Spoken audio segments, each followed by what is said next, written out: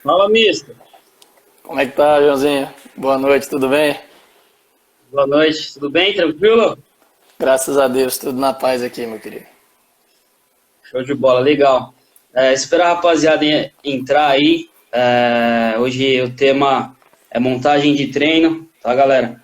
Abordar um pouquinho os pormenores de um treinamento, enfim, talvez uma das duas coisas que são bem legais de se fazer é dar treino e ir pro jogo, né, prof? Essas duas Com coisas são certeza. aquilo que nos alimenta no dia a dia, né? Com esse período aí de pandemia e isolamento social, acho que o que mais nós temos essa vontade é de dar treino, infelizmente não podemos, né, por causa desse caos que estamos vivendo. Professor, acho que já podemos começar. Primeiramente, agradecer aí a sua disponibilidade, obrigado por ter ofertado uma parte do seu tempo. É uma grande honra estar falando com você. Enfim, faço uma breve apresentação para a gente já começar no nosso assunto aí que vai ser bem legal. Seja bem-vindo, professor. Muito obrigado, Borel. Eu que agradeço, né, a confiança de vocês na minha pessoa. Tá? Boa noite a todos que estão nos acompanhando aqui também. Para quem não me conhece, eu sou o professor Igor Guerra, né, sou formado na Universidade Federal de Viçosa em Educação Física, especializei na mesma universidade, né, especialização em futebol e treinador com a licença B da CBF. Passei por alguns clubes, iniciei minha carreira no Ubaense, né, no primeiro momento como preparador físico, fui supervisor, trabalhei depois na parte de campo como treinador de categorias menores, no sub-11, sub-12, assumi uma parte da coordenação metodológica lá, né, no clube, e em seguida recebi um convite para o Fluminense, né, passei onde tive uma convivência lá com uma cultura que tem uma excelente formação, né, por 2 anos, com a categoria sub-11. Depois fui ao Curitiba, né, também o início de trabalho no sub-11, no Curitiba. Com 6 meses de trabalho fui promovido ao sub-15, onde trabalhei ainda por mais 2 anos e meio. Né. De lá depois tive passagens pelo Confiança de Sergipe como analista e auxiliar de campo na equipe principal. E logo em seguida, trabalhei 1 ano lá, né? Em seguida no Vasco, como auxiliar do Marcos Valadares, né? Na equipe sub-20, onde conseguimos fazer uma boa Taça São Paulo, né? Boas competições e pude aprender muito nessa minha passagem por diversos clubes. E hoje, atualmente, né, há 1 ano, estou no Desportivo Brasil, né? Como treinador da categoria sub-15. Legal, bacana, professor. Como disse anteriormente, o nosso tema, para quem está chegando agora aí, é montagem de treino, né? A gente vai destrinchar um pouco dos pormenores do treinamento. Como eu disse, é algo que realmente é muito importante quando se pensa em criação de comportamento, em colocar as ideias do treinador em jogo através do treinamento, né? Até uma frase aqui que eu peguei, uma frase provocativa do Júlio Garganta, que ele aborda que treino é jogo e jogo é treino, né? Antigamente tinha essa questão da frase treino é treino, jogo é jogo, e hoje isso vem mudando bastante, né? Porque o treinamento realmente adquiriu a sua importância de acordo com aquilo que se acredita, né?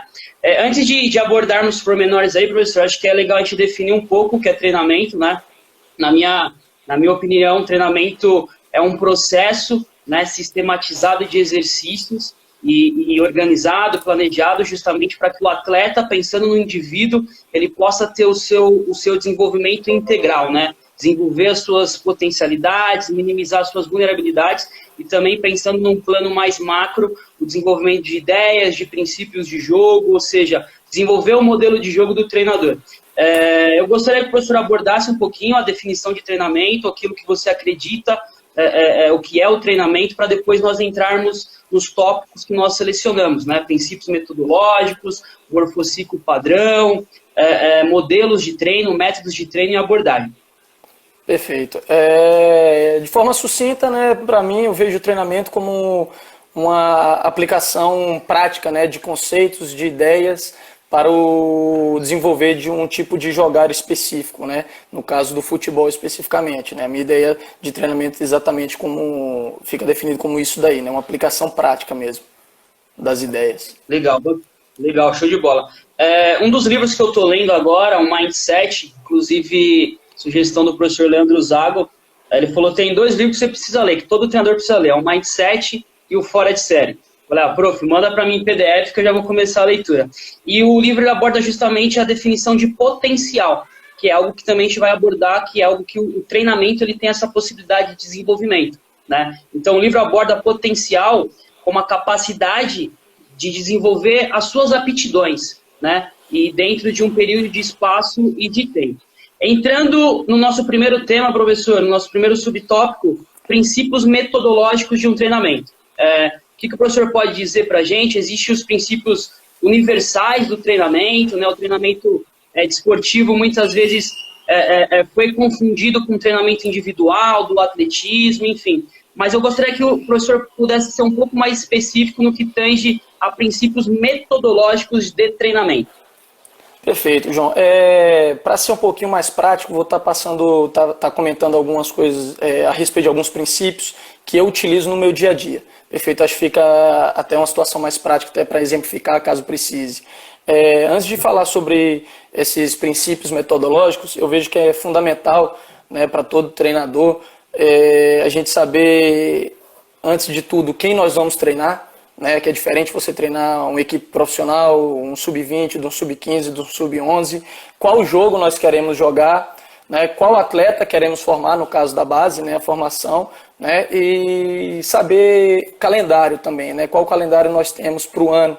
Dentro dessas perguntas aí a gente conseguir planejar e periodizar alguns conteúdos, né, e através dessa periodização a gente seguir alguns princípios metodológicos fundamentais aí para que possamos nortear o nosso ano, né, os treinos, inclusive do dia a dia, né. Então, o primeiro princípio que eu colocaria aqui em pauta seria o princípio da desmontagem e hierarquização dos princípios de jogo.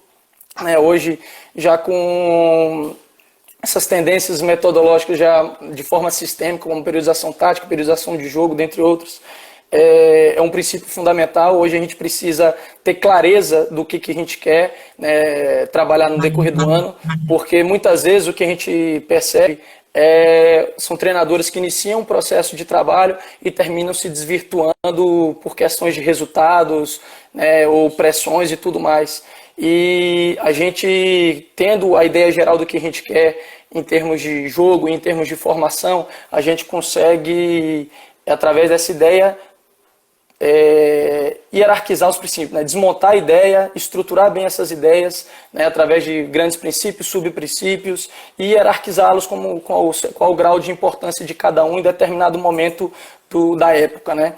Então, fundamental tudo isso, e a ideia desse princípio é exatamente isso, a gente saber exatamente o que quer, né, o que fazer, em qual momento em todos os momentos do ano e em relação a todas as fases do jogo, principalmente no sentido de não desvirtuar das ideias nos momentos mais difíceis que a gente passa na nossa carreira, né, no decorrer do ano, no decorrer do processo. Então é fundamental esse princípio aí de a gente ter as nossas ideias bem alinhadas e hierarquizadas, para poder estar dando início no trabalho. Tá? Em cima disso, nós temos ainda o princípio da especificidade, que é o princípio que pede que tudo que se faça, né, tudo que você for tá trabalhando em termos de treino, seja o mais específico possível do tipo de jogo que você quer, né, do tipo de atleta que você quer formar. Então, quanto mais próximo a gente tiver, melhor. Né? Até um exemplo disso daí, quando a gente fala sobre a montagem dos treinos, a utilização de gols. Muitos treinadores gostam muito, não, tem que ser específico, no futebol tem gol dos dois lados, a gente precisa utilizar, nós temos o processo da especificidade, né, do jogo em si, mas não temos muitas vezes o processo de especificidade do modelo de jogo, né? Então é fundamental, por exemplo, a utilização das dimensões do campo para poder estruturar as atividades, né? E, por exemplo, um processo de construção que a gente vai estar fazendo um treino, um processo de construção, a gente coloca a saída específica, uma saída de bola específica na grande área, né? Utilizando um meio campo, né? Um tamanho de meio campo, uma dimensão de metade do campo. E muitas vezes a gente se pensa o quê? Pô, coloca um gol aqui, um gol lá para definição da jogada. Beleza, está seguindo a especificidade do jogo em geral. Porém, se a gente for pensar como ideia de jogo, no momento que a gente consegue vencer a primeira pressão do adversário e a gente se aproxima do meio campo, o que a gente quer com aquilo? Né? Então é fundamental a gente ter essa estruturação e esse propósito bem definido em direção ao centro de campo realmente. Eles vão finalizar naquele momento, vão chutar para gol, ou eles vão dar um passe, vão querer uma infiltração. Então é fundamental que a gente estruture e coloque regras que possam se aproximar o máximo possível da especificidade, exatamente para criar comportamentos mais específicos no que a gente quer no jogo, né? Eu penso dessa maneira. Né, já seria o segundo princípio. Se você quiser abordar também dentro desses dois princípios, comentar alguma coisa a respeito. Sim, sim. Eu gosto muito da ideia que o Alcides Scaglia, até foi um dos nossos participantes, ele aborda, né, os tipos de jogos. Né? Eu trabalho com você, eu sei que na grande maioria das vezes você utiliza o jogo como uma ferramenta para desenvolver o atleta, desenvolver as suas ideias, e ele aborda alguns tipos de jogos que têm as suas especificidades diferentes. Né? Se nós partirmos para a ideia que o jogo ele existe uma referência funcional, uma referência estrutural, ou seja, referência estrutural, tudo aquilo que está no jogo que não é móvel, né, que não se movimenta, ou seja, a bola, o posicionamento do gol, a dimensão do campo. E referência funcional são as relações numéricas, as regras. E aí, quando nós entendemos a referência funcional e a referência estrutural, o treinador ele consegue manipular essas referências para direcionar para aquilo que ele perspectiva ser o ideal. Né? E aí, dentro disso, o Alcides ele aborda o jogo conceitual. O jogo conceitual seria justamente você modificar a referência funcional e a referência estrutural, mas com o objetivo de ter aquisição de algum tipo de comportamento. Ele foge um pouco da lógica interna do jogo, mas ele tem o objetivo de desenvolver algum comportamento da sua equipe, ou desenvolver algum conteúdo técnico individual do seu jogador. E aí entra nisso que você acabou de abordar, o jogo conceitual em ambiente específico, que é justamente os gols posicionados, né, nos seus habitats naturais, até mesmo para que o jogador ele comece a se habituar que o jogo tem duas balizas, tem a progressão, tem os princípios operacionais de progredir, de finalizar, de manter a bola. Eu acho que isso é muito específico, mas nós temos também que ter essa visão de como manipular as referências e para que o objetivo da sessão seja desenvolvido. Exatamente, a diferença entre especificidade do jogo e especificidade do modelo de jogo. Né? Quanto mais específico for, melhor. Obviamente, nós temos dentro dos princípios que são utilizados, tem momentos que você vai priorizar um princípio metodológico, momentos que vão priorizar outros princípios metodológicos, isso é natural. Né? Mas o quanto mais próximo do que você quer do jogo, melhor. Lembrando, específico não do meu jogo ou do seu jogo, né? Cada um tem a sua especificidade e obviamente tudo que eu falar aqui não é verdade absoluta, mas é algo que eu trabalho em termos práticos, tá certo? Um outro princípio muito importante na construção de um treino é o princípio da progressão complexa, né? Que é o que a gente define para o momento de definir os treinos que nós vamos dar, né, nessa semana, na semana que vem, qual será a próxima atividade após essa.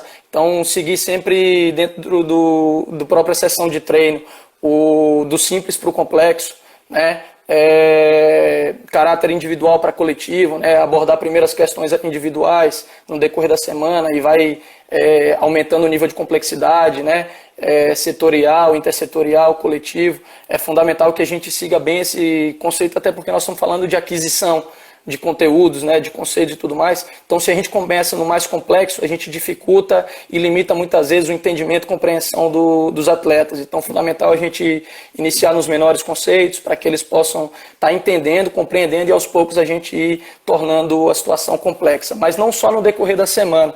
Fundamental, porém, nós temos um conteúdo, falar novamente da construção, porque eu gosto muito, né? Você conhece, sabe que eu gosto muito do processo de construção. E assim, eu dou um treino essa semana de construção na fase ofensiva, e na semana que vem eu vou voltar a abordar a construção. Porém, eu tenho que tomar cuidado com qual tipo de atividade que eu vou fazer. É fundamental que a atividade da semana anterior seja menos complexa do que a da atividade dessa semana, né? Se a gente for seguir uma situação lógica dos princípios da progressão complexa, né? Então, assim, muitas vezes eu vejo treinadores dando um tipo de treino hoje porque isso vai alcançar de tal objetivo, aí na semana que vem o conceito, de repente a ideia é a mesma, no mesmo momento, a mesma fase do jogo, porém outro treino de estrutura totalmente diferente, né, e que não dá um segmento ao treino anterior. Então é fundamental que a gente tenha essa relação de treinos anteriores com treinos seguintes para poder dar uma progressão interessante, não possa pular etapas para não dificultar a consciência a assimilação do atleta.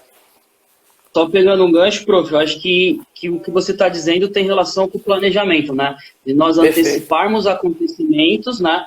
É muito legal a gente entender o planejamento, que é justamente antecipar acontecimentos, mas principalmente entender as características do nosso ambiente, que querendo ou não, tanto dentro de campo quanto fora de campo, existe a questão circunstancial. E aí, a resiliência do profissional mediante a circunstância vai fazer com que realmente o profissional ele se eleve de nível e esteja em outro patamar.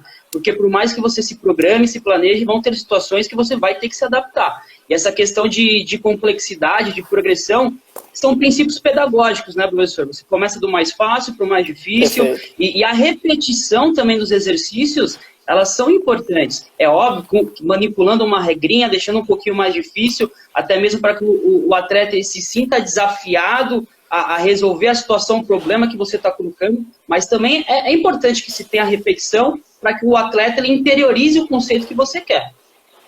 E está aí a importância, né, de todo treinador ter os seus princípios metodológicos preferíveis aí, né, a se seguir, porque isso tudo aqui nada mais é do que nos nortear, né, o que eles vão fazer, nos nortear para que a gente não desvirtue das nossas ideias. Muitas vezes a gente se vê perdido, não sabe o porquê que as coisas não estão andando bem, o que está faltando na equipe, e a gente termina demorando a entender porque não tem um segmento, não tem um norte. Pô, onde foi que eu me desvirtuei? Isso está acontecendo, não está? Isso vai facilitar com que a gente se norteie, né, nos processos de treinamentos para que a gente consiga alinhar as nossas equipes. Novamente, nos momentos de facilidade é tranquilo, mas nos momentos de dificuldade, quando as coisas não estão dando certo, aí são quando eles mais vão ser úteis, né, e necessários para a gente voltar à nossa linha. Tá? E nós podemos falar também aqui do princípio das propensões, é outro princípio que eu utilizo bastante, que é fazer com que o objetivo daquele treino, daquela sessão, aconteça o maior número de vezes possível, né?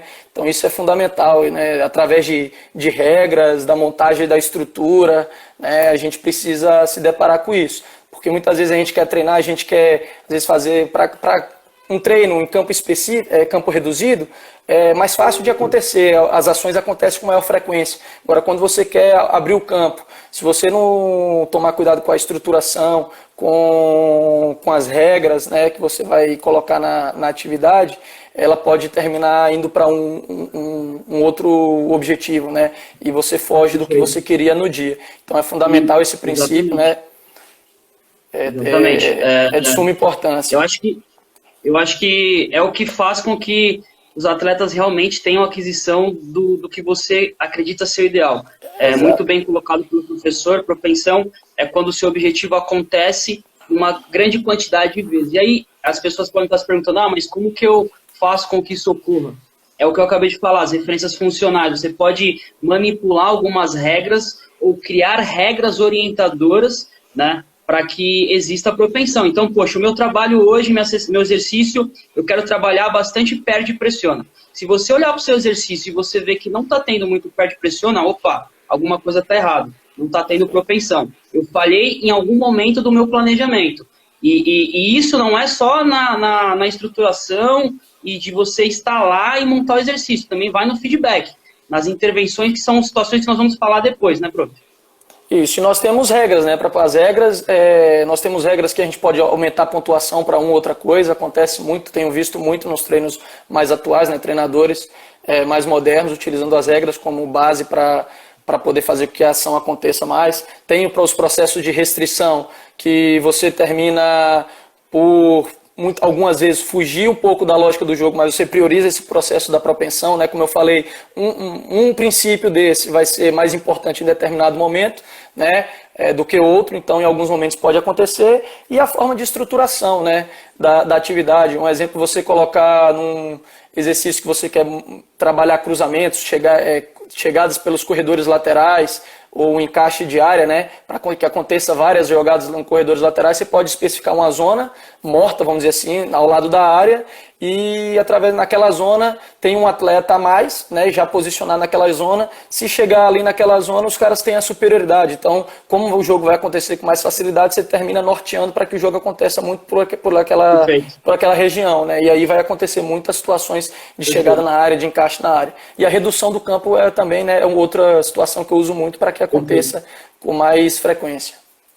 Só pegando um gancho, e algo até que o professor Anderson ele fala bastante para mim, quando se faz jogos com 2 gols, né, que tem o segmento da lógica, muitas das vezes os profissionais eles criam algumas regras que fogem totalmente da lógica do jogo e faz com que o seu atleta ele não queira fazer gol. Ou, sei lá, recuperei a bola no meu meio campo ofensivo, mas a regra tá falando para mim tocar para trás, então eu vou tocar para trás. E aí nós temos que voltar no princípio da especificidade. Poxa, se eu estou treinando o meu atleta para ter aquisição de comportamentos que eles vão realizar no jogo, será que essa regra está sendo benéfica? Então, algo que o Prof. Anderson ele fala bastante é a questão de, poxa, você pode pontuar a equipe, mas sem perder a lógica do gol. Então, o gol sempre vai ser o mais importante. Mas vou dar um exemplo simples aqui. Eu quero trabalhar a circulação de bola. Você pode demarcar o campo com 3 corredores, né? Corredor lateral, central e o outro lateral. E você criar uma pontuação maior para a equipe que passar pelos 3 corredores e fazer o gol. Porém, se o seu atacante recuperar a bola próxima ao gol, ele vai ter que circular a bola para fazer o... Não. Você beneficia quem passar pelos 3 corredores, você dá uma pontuação maior, porém você não deixa com que ele não tenha que fazer o gol. Você cria essa ambição dentro dele de, poxa, o objetivo é fazer o gol. Então, uma observação importante para que nós não utilizemos essas regras contra a lógica daquilo que é o jogo, que é fazer mais gol que o adversário, né, prof? Perfeito, João. Essa colocação que o professor Anderson coloca é perfeita e, assim, eu concordo bastante com isso. Porém, nós temos que pensar também no momento em que a equipe está, né? Tudo depende do momento, da fase de preparação que esteja. Um exemplo, o simples trabalho de posse de bola, os rondos, é algo que eu utilizo muito. Se você pegar a ausência de gol, você sai um pouquinho da especificidade do jogo, se a gente colocar dessa maneira. Porém, nós estamos trabalhando conceitos menores que vão favorecer os atletas para que eles consigam aplicar o tipo de jogo que você quer no momento que você conseguir introduzir esses rondos dentro do campo maior. Tudo tem o seu momento, né? É o que eu falei. Em determinado momento, nós vamos perder um pouquinho da lógica da especificidade no momento da produção do treino e colocar o princípio da propensão como uma prioridade. Depende do momento do jogo, né? Da preparação. Porém, a gente não pode isolar nenhum momento. Isso daí faria com que o atleta esquecesse um pouco da lógica do jogo. E outra, você fazer 2 dias de treino, esquecendo um pouquinho da lógica do jogo, formar o que é fazer o gol, né, e progredir o gol, e priorizar algum conteúdo individual para que o atleta melhore naquele conceito, não é nada mal, não corneto, não critico isso. Acho que pode ser vantajoso em determinado momento da preparação. Porém, deve haver uma transferência para a lógica formal do jogo, para um jogo com as 2 balizas em algum momento, para que ele possa realmente transferir a ideia conceitual que ele aprendeu naquele momento para a situação real do jogo. Isso daí eu acho que tem que ficar claro. Independente do que você trabalhe, depois o garoto tem que saber o propósito e tem que associar aquilo em como fazer no momento que tiver o campo aberto, né, principalmente, né, o trabalho mais específico realmente do jogo. Perfeito. É algo que eu vejo bastante e que tem real transferência para quando a gente vai para o campo, quando faz treinamento. E aí você tocou no assunto legal no rondo, no jogo de posição. Não sei o que você pensa, mas eu acredito que o rondo, se você pegar o rondo em si, ele trabalha muito, mas muito comportamento de uma equipe que prioriza essa questão de campo grande, campo pequeno, perder bola, recuperar, ter essa mudança comportamental muito rápida. Então, por mais que não tenha as balizas e não sigam as referências de progressão e de finalização, você desenvolve conteúdos que são muito importantes para o seu modelo de jogo. E o rondo também, se você parar para pensar e entrar na questão da especificidade, você pode colocar os jogadores de forma estratégica já nas posições que eles vão estar no jogo. Então, aquele jogo tradicional do Guardiola de 4 contra 4 mais 3. Poxa, você pode colocar o goleiro como um apoio, né? Simulando justamente essa questão de ele trabalhar com os pés, de trabalhar o posicionamento corporal, de colocar quem joga em corredor central para jogar como coringa por dentro, para ter quebra de pescoço, para ter essa antecipação de decisão, enfim. São estratégias, não existe certo e errado. Existe planejamento e atingir o seu objetivo. Perfeito. Nós temos dois princípios, inclusive, do treinamento, que falam exatamente sobre a condução do trabalho, né? O rondo pelo rondo em si, se não tiver intervenções, não tiver concentração, intensidade, não tiver a liderança da comissão dentro do trabalho para poder fazer com que os atletas entendam a ideia real do processo, a transferência para o jogo, né, ele se torna um bobinho comum sem muita aquisição, né? Por isso temos dois princípios, até antecipando um pouquinho da situação, que fala sobre a intensidade e concentração decisional, né, do atleta, e o princípio da liderança, né, que exatamente o atleta perceber que nós estamos junto com ele naquele treino. Então isso faz com que o atleta se motive, faz com que o atleta esteja concentrado, né, para poder cumprir com os objetivos. Então é fundamental, né? E aí eu vou uma situação a respeito do tipo de trabalho também, o tipo de rondo que você faz, as regras que você coloca para que o rondo seja intenso, tenha muita concentração dos atletas, não só a liderança da comissão está em volta, mas o tipo de atividade, as regras que você vai colocar, os desafios, né, tem que se tornar desafiador e não se tornar chato, né?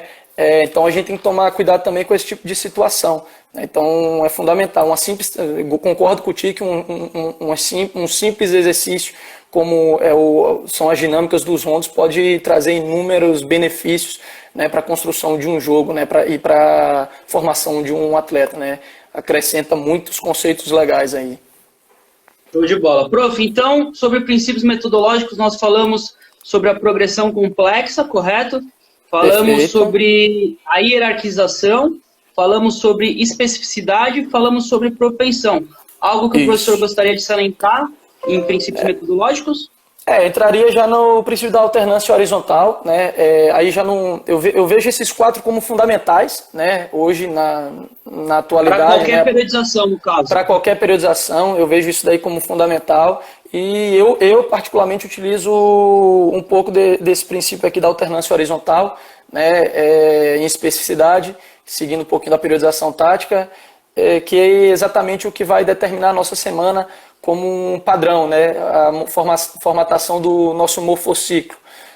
Tenho minhas flexibilidades de acordo com o momento, não tenho resistência quanto a sair daquilo, dependendo do momento. Nós estamos agora, por exemplo, numa situação de isolamento social, a gente não sabe quanto tempo que nós vamos durar nisso daqui. E o retorno, a gente vai ter muito pouco tempo até completar, até iniciar as competições, muito pouco tempo até finalizar o ano e transitar as categorias. Então, como que a gente pode estar ganhando tempo? Se a gente for seguir só o morfociclo, né, como seguimos lá, período de tensão, de duração, de velocidade e situações menores, talvez eu não consiga dar um up nos atletas. Então, de repente, fazer um microciclo de choque com volume em 3 dias da semana, entendeu? Então, eu sou muito flexível de acordo com cada momento. Mas gosto muito de utilizar na maioria do tempo esse princípio da alternância horizontal, né? E outro detalhe, momentos que eu mudo, Hoje trabalho na categoria sub-15, trabalhei por outros anos na categoria sub-15 e a gente sabe que existem competições que duram uma semana. O caráter da competição é muito diferente desse caráter que a gente tem em jogos final de semana, ou meio de semana, final de semana, e a preparação termina sendo diferente. Então não dá para a gente trabalhar o mesmo morfociclo, né, na preparação de uma competição longa e que tem jogos aos finais de semana para a preparação de uma competição que é a semana inteira, uma semana cheia. Então as preparações são diferentes e realmente vão mudar as semanas de trabalho, né? Perfeito, professor. Tem um vídeo nosso no Latática que eu abordo um pouco sobre periodização tática, mas basicamente a alternância horizontal é isso que o professor falou. Justamente ter uma alternância, primeiro ter um morfociclo padrão, até mesmo para que seja um norteador e um orientador, principalmente dos caráteres fisiológicos, né, professor? Perfeito. Do caráter de aquisição, né? Então, suponhamos que nós temos um jogo por semana. Então, a periodização tática ela trabalha com 3 sessões de aquisição, né? 2 sessões de recuperação, uma recuperação ativa, que é a recuperação pós o jogo, né? Jogamos domingo, segunda, descanso tanto mental quanto físico, né? Terça-feira aí já começa uma recuperação ativa, né? E aí entra essa questão dos caráteres fisiológicos, de tensão, de um trabalho mais de resistência, depois um trabalho mais de velocidade, e aí se preocupe em ter novamente uma recuperação, porque a ideia principal é que o atleta ele entre para o jogo mentalmente e fisicamente 100%. Né? Por isso que tem essa preocupação em ter aquisições, mas também ter recuperações para que aquilo que você acredita ser o ideal possa ser exteriorizado por parte dos atletas no jogo, que é o que vai manter os nossos cargos vivos, né, professor? Não só os cargos, né? Na verdade, o que seria o futebol sem os jogos, né? Eu tenho muito essa visão de que se não tivesse a torcida, o futebol não seria o que é hoje, né? Não tivesse essa paixão, não geraria tanto lucro, não seria o negócio que é hoje, não teria a força que tem hoje, né? Se não fosse o público. E o público vai para o quê? Para os jogos, né? O que importa para o público são os jogos. Então toda a nossa preparação, toda a montagem dos treinamentos deve ser em função dos jogos, obviamente. E tudo que a gente determinar na semana, segunda até sexta-feira, inclusive em termos físicos, é para preparar para o jogo. Se o atleta chega desgastado para o jogo, ele não vai render o que você quer que ele renda,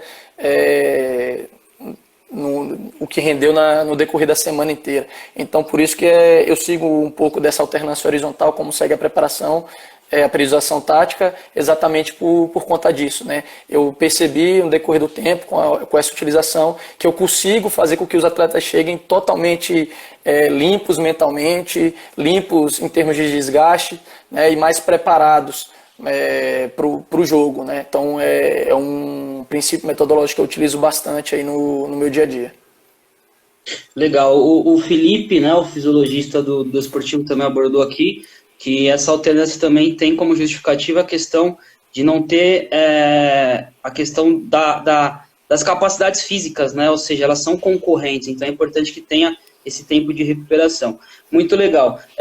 Outra situação que o professor abordou é a questão da intensidade, né? Ou seja, não adianta também fazer um treino muito volumoso e não ser um treino intenso. E eu percebo que intensidade é um termo ou um princípio, não sei, algo conceitual que as pessoas confundem bastante, né? Intensidade não é só você correr, é você correr certo, né? Intensidade é você correr certo e você tá concentrado. Intensidade é tanto física, mas principalmente mental. E você tá atento e você tá concentrado naquilo que está sendo passado. Ou seja, eu posso correr, ter um gasto energético muito grande, porém, por eu não estar concentrado e atento no exercício, eu não vou ter nenhum tipo de aquisição. É o famoso correr errado, né, professor? Gostaria que o professor abordasse um pouquinho sobre isso. Eu vejo, na verdade, a concentração é a palavra-chave do processo da intensidade do jogo. Né? Se o atleta está desconcentrado, ele vai demorar mais a reagir, ele vai correr errado, vai se posicionar de maneira errada e termina não sincronizando com o resto da equipe. Então, primeiro você tem que estar concentrado em todos os momentos do jogo. Essa concentração associada junto a ao nível de força, né, e velocidade de reação e velocidade das ações, vai fazer com que o seu jogo, e juntamente a sincronização também, vai fazer com que o seu jogo seja intenso, né? Muitas vezes a gente corre, mas não tem uma sincronia por falta de concentração de alguns atletas, a gente não percebe intensidade de uma equipe, a gente percebe intensidades individuais de um atleta ou de outro, mas não vê essa sincronização, essa intensidade coletiva que eu vejo que é o mais fundamental na estruturação dos jogos atualmente, né? E tudo passa pelo esse nível de atenção e concentração do atleta. Legal. Essa palavra que você colocou é muito legal, sincronização, né? E nada mais é do que a coordenação das interações das equipes. E isso faz total diferença, principalmente pensando numa organização defensiva. Um jogador da linha que corre um passinho para frente, ele já gera uma falta de sincronismo, você já começa a ter desequilíbrios para a equipe adversária aproveitar. Então é fundamental esse sincronismo, e esse sincronismo ele vem com o tempo, ele vem com a prática, ele vem com a repetição, ele vem com o erro, porque o erro faz parte do processo, né, professor? É importante também que nós tenhamos esse olhar para o erro é importante, ele faz parte do processo. Agora, o complicado é você insistir no erro, né? Você tem que ter uma evolução, ter essa autopercepção daquilo que você está errando. Professor, acho que sobre essas questões metodológicas, acho que a gente cumpriu nossa missão, né? Gostaria de entrar agora na questão do modelo de jogo, pensando também em treinamento, mas em desenvolver o modelo de jogo, desenvolver os conteúdos do modelo de jogo. Primeiramente, eu gostaria de saber como que o professor cria os seus submomentos, construção, criação, ou são só duas fases, porque tem algumas linhas teóricas diferentes. Como o professor bem colocou, a ideia não é pregar o que é certo, o que é errado, é aquilo que nós utilizamos na prática, né? Nós dois falamos da teoria, mas também aplicamos na prática, que isso é o mais importante. Como que você vê essa questão de submomentos, você utiliza de forma didática, enfim, como que você vê essa ideia? Então, hoje eu trabalho com duas fases, né? A fase ofensiva e defensiva, com e sem bola. Dentro dessas fases eu divido em submomentos, né? Nós temos o momento de organização ofensiva, o momento de organização defensiva e as transições, né? Transição ofensiva, transição defensiva, e as bolas paradas também considero como momentos do jogo. Hoje, como eu consigo dissociar ali o meu modelo de jogo, né, para poder me orientar. E dentro de cada momento eu tenho os submomentos, né? No caso da fase no momento ofensivo eu tenho a fase de construção, né, a fase de criação e a fase de conclusão, certo? Três etapinhas ali que eu coloco para os atletas. Em termos didáticos, eu coloco a fase de construção como a passagem, a progressão no campo do campo de defesa para o campo de ataque. Na fase de criação, gerar os desequilíbrios para criar situações de gol, e na fase de conclusão, as oportunidades de gol propriamente dita, né, até a conclusão da jogada. Na organização defensiva, tento inverter, né, impedir o processo de construção do adversário, impedir o processo de criação, impedir o processo de conclusão, certo? Também alguns momentos utilizo para facilitar para os atletas a altura do bloco, né, o bloco alto, né, o bloco médio, o bloco baixo. E nas transições eu também subdivido alguns momentos, né, tem a subdivisão.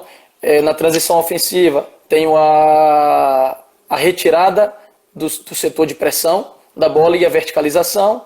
E na parte defensiva eu tenho a pressão pós-perda, né, a pressão imediata, a perda da bola, e a reorganização, né, como que a gente se reorganiza para poder proteger a nossa baliza. E nas bolas paradas, lembrando, né, aí as bolas paradas eu tenho alguns conceitos, mas separo como um momento de bola parada ofensiva e o momento da bola parada defensiva. E aí já tem os princípios e subprincípios, aí a gente já ficaria aí uma live inteira também só falando sobre isso. Pelo que eu conheço do professor e por trabalhar junto e acompanhar os treinamentos, o professor utiliza submomentos tendo como referência os setores do campo, né? Então, setor defensivo até meio campo defensivo é construção, correto? Do meio campo ofensivo para frente.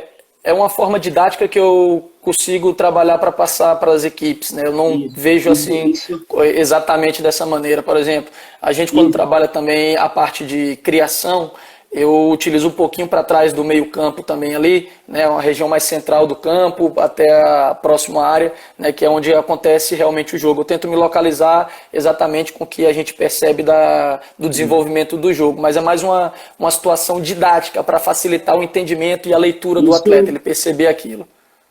Perfeito, isso que eu ia falar. Essa divisão em submomentos e também utilizar referências espaciais para orientar os atletas, ela é meramente didática, né? Nós dividimos Isso. porque nós acreditamos que didaticamente no processo de ensino e aprendizagem vai ser mais fácil para o atleta. Mas o jogo, na verdade, são duas fases, fase ofensiva e defensiva, e os momentos de organização e de transição. Enfim, mas isso facilita o processo e faz com que o atleta ele tenha a absorção dos conceitos mais fáceis, né? Então é muito importante. Tem alguns teóricos, né, eu tive uma conversa com o Pedro Bolsas também, ele abordou muito sobre isso, analista que está no Santos hoje com o Gesualdo. Ele falou, eu já penso de uma forma diferente, né? Então a construção é um momento em que eu tenho um bloco defensivo adversário para enfrentar. E aí, independente do campo, porque entra numa questão qualitativa. Se o adversário está num bloco baixo, você vai estar com posse de bola no meio campo ofensivo, mas você ainda vai estar em construção, porque você tem todo um bloco para enfrentar. E a criação seria quando você estivesse dentro do bloco mesmo, e a finalização nas costas da última linha. Enfim, são referenciais teóricos diferentes, mas que o fim é o mesmo, é facilitar a aquisição de conceitos por parte dos atletas. E aí, entrando nisso, professor, dos submomentos, do momento do jogo, como que você articula os momentos dentro da sua sessão? Eu gosto de trabalhar todos os momentos, eu gosto de trabalhar um momento só. Como que você articula? Tem um padrão, não tem um padrão? Aborda um pouquinho sobre isso, prof. Tenho, dentro do meu morfociclo, vamos colocar assim, dentro da semana como um todo, eu costumo trabalhar todos os momentos, né, naquela semana. Né, já tive momentos que trabalhei uma semana só a parte defensiva com a transição ofensiva, na outra semana a parte ofensiva com a transição defensiva. Né, já tive alguns momentos da minha carreira em que eu trabalhei dessa maneira e atualmente eu tenho trabalhado e tenho gostado de trabalhar de uma maneira que eu consigo trabalhar todos os momentos durante a semana. Né, até porque o menino sempre está revendo, assimilando, refrescando conteúdos, né, durante todas as semanas, né? E assim, hoje eu tenho minhas segundas-feiras como um dia de aquisição individual, trabalhando conceitos individuais, né? Trabalho muito a parte de técnicos dinâmicos, táticas individuais, algumas táticas de grupo menores, né? Jogos de rua para poder desenvolver habilidades. Então aproveito minha segunda-feira geralmente nesse aspecto, né? Na terça-feira, quando a gente começa já no processo de tensão, isso falando da minha realidade no momento em que o jogo é no sábado, né? Lembrando que a gente teve a folga do domingo, para quem joga no dia de domingo já seria um pouquinho diferente, né? Na terça-feira já inicia o processo da tensão, eu costumo trabalhar muito a fase defensiva, né? Que nós temos ali as articulações de linha de marcação, a pressão, com muita aceleração e desaceleração, né? E nesse momento, nesse dia, a gente aproveita para estar trabalhando, fazendo treinos de força, né? Até para poder estar associando e indo de encontro com a ideia do dia, né?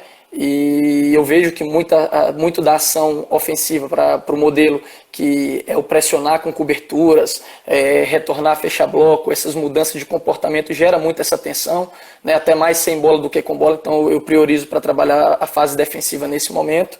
Na quarta-feira é o dia de maior duração, né? E como eu utilizo mais conceitos ofensivos nas minhas equipes, eu aproveito esse dia de maior duração para poder estar trabalhando a fase ofensiva. Né? Então, muito mais nesse sentido, e a gente aproveita melhor o tempo para poder desenhar, desenvolver bem a forma do jogar que eu gosto. Na quinta-feira, eu tenho utilizado um técnico específico por posição, né? Já no primeiro momento, gosto disso, gosto muito de estar fazendo. A gente trabalha, posiciona os atletas em campo, faz alguma ação associada à parte de coordenação, de velocidade, de aceleração, e já vai para uma ação específica do jogo, né? Faz não só a parte técnica, mas um técnico tático em forma específica, né? Já dentro do modelo de jogo, tá ali em torno de 15, 20 minutinhos, e já vou para a parte das transições, né? Ali eu já inicio as transições.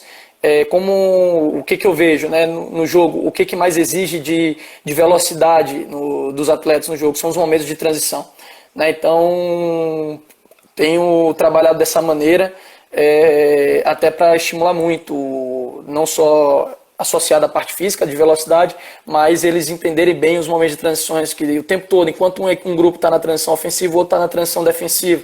E como são conceitos, são números de conceitos menores em relação às organizações, que é muito mais elaborado, mais estruturado, a gente consegue estar orientando tanto a equipe ofensiva como a equipe defensiva. Em alguns momentos tem a priorização ou da parte ofensiva ou da parte defensiva, né? Ou em algum momento mesmo na atividade, a parte ofensiva num primeiro momento, a parte defensiva com foco na parte defensiva no segundo momento da atividade, né? E ainda na quinta-feira, né, eu costumo deixar alguns dias livres. A segunda-feira, no pós-treino, eu deixo livre para fazer atividades específicas por posição, né, complementos específicos entre eles, bater faltas, bater pênalti, fazer trabalhos de finalização. Na quinta-feira é um dos dias que eu dou essa liberdade também para eles, e na sexta-feira também é um dia desse. Na sexta-feira eu costumo fazer alguns momentos um trabalho cognitivo, né? Algum trabalho que envolva o jogo, mas a parte técnica também, e a parte cognitiva de pensar um pouquinho, já para prepará-los mentalmente para o jogo. E as bolas paradas, né? Trabalho muito nesse sentido aí. É assim como funciona a minha semana, né? O padrão semanal meu seria basicamente esse. Bacana, professor, show de bola. Confesso que foi uma das primeiras vezes que eu vi numa sessão, no planejamento, jogos de rua, e aquilo me agradou muito, e realmente é importante nós utilizarmos os jogos de rua, né, principalmente quando pensamos em ludicidade. E aí as pessoas confundem, né, ludicidade com brincadeira. Não é que os meninos estão lá para ficar brincando, enfim. Ludicidade nada mais é do que liberdade de expressão, né, deles se sentirem protagonistas, dono do jogo, deles criarem os próprios jogos, e de forma indireta você acaba desenvolvendo conteúdos técnicos individuais, como num jogo de caixote, como num jogo de futebol, mas essa questão de deixar eles se expressarem é muito importante, né? O técnico específico, eu tive uma conversa com alguns amigos aí, e eles abordaram essa questão, né? É analítico, não é analítico, é sistêmico, não é? Para mim, a visão de sistêmico, ela mudou um pouquinho. Para mim, a abordagem, ela precisa ser sistêmica. E aí, quando você fala de técnico específico, por mais que não tenha a imprevisibilidade de ter uma oposição, mas ele está totalmente específico do seu modelo de jogo. Então, para mim, é sistêmico. Porque sistêmico é quando os exercícios, eles contemplam o seu processo, né? O seu processo de construção de ideias, o seu processo de construção de princípios, subprincípios, enfim. Então, por mais que não tenha imprevisibilidade da oposição, ele é sistêmico porque ele é específico para a sua forma de jogar. Professor, eu vou pegar uma pergunta aqui, tem muitos amigos aí entrando. Posso só falar um pouquinho sobre essa parte do sistêmico aí, como eu vejo. O atleta faz parte do sistema. Tá, rapidinho. O atleta faz parte do sistema, correto? Correto. O atleta faz parte do sistema. Então, o desenvolvimento individual, querendo ou não, é uma melhora do sistema. Se você tem melhores atletas, jogadores mais bem formados, eles vão te ajudar mais, vão te auxiliar melhor no sistema, na parte sistêmica do processo, né, no seu jogo. Então, se o atleta faz parte do sistema, se você fizer situações analíticas, mas que são ações que estão dentro do seu modelo de jogo, dentro da sua ideia de jogo, o atleta fazendo aquilo, para mim tem a ver com o sistema, né? Está dentro do contexto sistêmico do processo. Perfeito. E aí, isso para gerar uma reflexão e pensamento para quem está assistindo a gente, eu posso fazer um jogo de 5-5 e colocar uma regra que não tem nada a ver com o meu modelo de jogo, e aí, será que eu estou sendo sistêmico? Você pode estar utilizando um trabalho sistêmico, mas pode estar sendo analítico, porque você não tem pensamento naquilo que você quer desenvolver. Enfim, apenas uma reflexão. E o jogo é eu bola, espaço, companheiro, espaço, companheiro, adversário. Quando você tira uma dessas vertentes, você não deixa de ser sistêmico se você tem relação com o seu modelo de jogo. Bom, eu vou atender uma pergunta aqui, mandar um abraço aí pro pessoal. Galbis está te dando moral, O Rafinha, nem sabia que o Rafinha tinha Instagram, professor? Eu fiquei sabendo esses dias também. Eu não tinha, né? Fui fazer anteontem, pô. Um abraço a toda a rapaziada aí que tá nos acompanhando, aos amigos e todos aí, tá? Pegar uma pergunta do Rodrigo Campos, um irmão que eu tenho na bola, hoje ele está no Minas, no futebol feminino. Ele faz a seguinte pergunta, professor: no morfociclo padrão, qual é a aquisição dos atletas suplentes nos dias que os atletas titulares realizam a recuperação ativa? Boa pergunta. Excelente pergunta, né? É uma boa pergunta. Nós temos que ter diversas estratégias e por isso que preparação física tem que andar alinhadíssima conosco, né? Nós temos os atletas que são titulares, nós temos os atletas que vão para o jogo e entram no decorrer do jogo, nós temos atletas que vão para o jogo e não entram no jogo, e nós temos atletas que ficam para treinar, né? Então são realidades que a gente tem que tomar muito cuidado em relação a isso. Já trabalhei com situações em que na sexta-feira finalizava o treino. Eu não gosto de separar um grupo vai para um lado fazer um tipo de atividade, outro grupo vai para o outro. Finalizou o treino, os atletas que não vão para o jogo, eu já faço alguma coisa mais intensa, alguma coisa mais voltada para jogo, que seja num formato reduzido de campo, né? Mas para eles terem algo parecido, similar com o jogo, né, em termos de carga. Infelizmente, nas categorias menores é muito difícil você estar conseguindo amistosos sempre só para esses atletas, né? E para os atletas que vão para o jogo e não entram, eu vejo que é a maior preocupação que a maioria dos treinadores devem ter, tanto profissional, sub-20, que já tem essa pegada também, muitas vezes na segunda-feira, né, fazer amistosos para eles, né, ou na própria sexta-feira. Para eles é impossível, porque eles podem estar sendo utilizados no jogo do domingo, né, ou até do sábado, mas na segunda-feira fazer amistoso, ou então no decorrer da semana, né, a gente já fez muito isso até agora onde nós estamos trabalhando. Tinha que ter a gente precisava ter um dia que batesse as datas do sub-17, sub-14, sub-15 para amistosos. Então no momento foi nas quintas-feiras, a gente fazia amistosos e colocávamos os atletas que tinha menor rodagem de jogo, né? Então a gente colocava eles nesse sentido, e aí terminava que muitas vezes a gente tinha que ter um controle individualizado, né? A gente muitas vezes pensa no morfociclo para todos, mas se a gente não tiver o auxílio dos preparadores físicos para poder individualizar as cargas dos atletas, para poder estar tirando, para poder falar que aquele atleta precisa mais disso, mais daquilo naquela sessão, a gente termina tendo uma discrepância e um desequilíbrio entre os atletas. Então foi trabalhado muitas vezes dessa maneira, né? Mas sempre com o auxílio da parte de fisiologia, de preparação física, para estar nos norteando. Até porque a gente sozinho dentro de campo, a gente não vai ter cabeça para poder estar pensando em um e outro, né? Nós precisamos deles e de todos que estão em volta aí, para poder, de toda a comissão, poder estar especializando cada vez mais, né? Especializando não, desculpa, mas individualizando nessas cargas. Perfeito. Acho que é fundamental nós termos uma comissão transdisciplinar, realmente uma comissão sistêmica, né? E eu acredito que a grande missão, principalmente dos fisiologistas, dos preparadores físicos, juntamente com os treinadores, é individualizar a carga dentro de um esporte coletivo, né, circunstancial, imprevisível, onde não se tem uma ordem cronológica de acontecimentos, enfim. E eles são fenômenos nisso, porque buscam todo o auxílio teórico, científico, e transferem na prática. Muito legal, muito bacana, professor. É importante nós falarmos de treino, é importante nós discutirmos de treino, porque é o treinamento que faz com que o atleta realmente se desenvolva, é o treinamento que faz com que as ideias elas estejam interiorizadas por parte dos atletas. Então, estou sentindo muito falta de dar treino nesse tempo ocioso. Professor, mais alguma questão que o professor queira tocar, queira abordar? Nós temos 4 minutos. Poderia falar um pouquinho de como eu utilizo as abordagens dentro de treino. O que você me diz aí? Pode ser? Show de bola. Tentar ser o mais breve.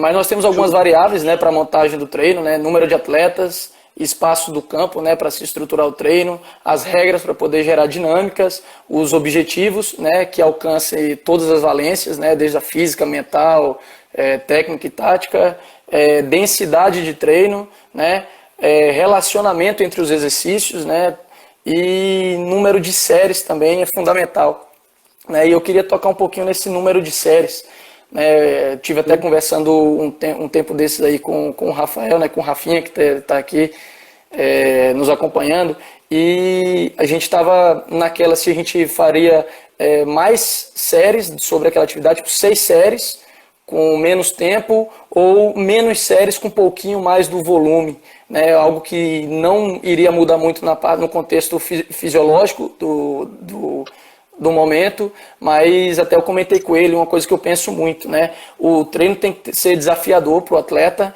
mas também a gente tem que evitar de ser chato.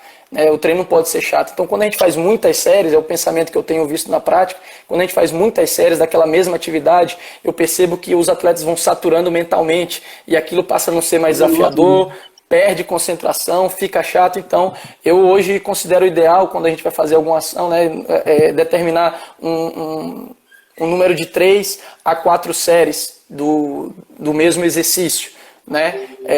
Porque 2 eu vejo pouco em termos de assimilação, acima de 4 eu já vejo que desgasta mentalmente, mas eu tenho os momentos de abordagem. Por exemplo, a gente teria a explanação, né, o momento do treino, a explanação dos objetivos e da dinâmica do trabalho.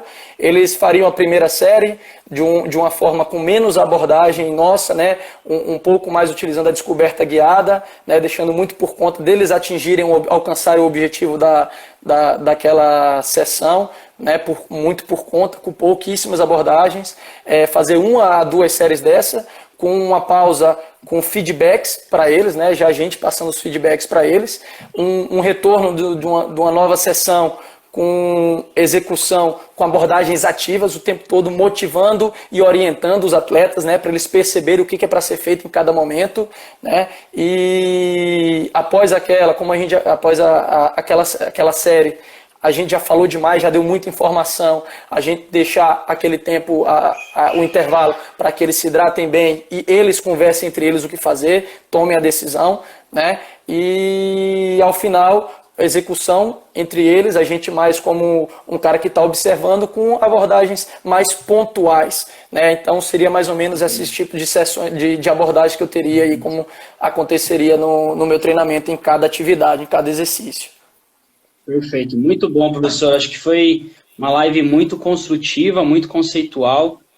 Realmente não é só dar a bola para os atletas, apitar o treinamento e pensar que eles vão reproduzir aquilo que você quer na beira do campo. E também não adianta você ficar na beira do campo cobrando comportamentos que não foram treinados, né? Muito comum a gente ver narradores à beira do campo gritando. Poxa, mas se o atleta não vivenciou aqueles comportamentos, você não pode cobrar. Então, é muito, muito importante essa ideia de feedback, de palavra-chave, de intervenção pontual, e tudo isso está no planejamento. Né? A palavra-chave para que tenha uma interiorização por parte do atleta do comportamento que você quer. Isso tudo é planejado, sempre respeitando o circunstancial que é o jogo. Professor, muito obrigado. Foi uma baita live. Gostei bastante, tivemos uma boa repercussão aí. E o principal que nós estamos vendo nas nossas lives, prof, é a questão da qualidade dos profissionais, né? Eu poderia ter 200 pessoas aqui assistindo, mas, poxa, será que são pessoas que estão na prática? Poxa, será que são pessoas que realmente são qualificadas? Então, eu acredito que a quantidade é o que menos importa, o que importa é a qualidade. E, poxa, estou vendo aqui que só tem fera, Sérgio Amaral, trabalhei com ele no Red Bull, o Maurício, analista que está no Red Bull também. É muito legal, né, prof? Beleza, eu que agradeço aí a confiança de vocês na minha pessoa, né? Daria para a gente poder ficar mais tempo aí, fazer... a gente sabe que o futebol gera discussões de horas e horas, né? Mas todos nós temos aí compromissos a seguirem mesmo estando dentro de casa, né?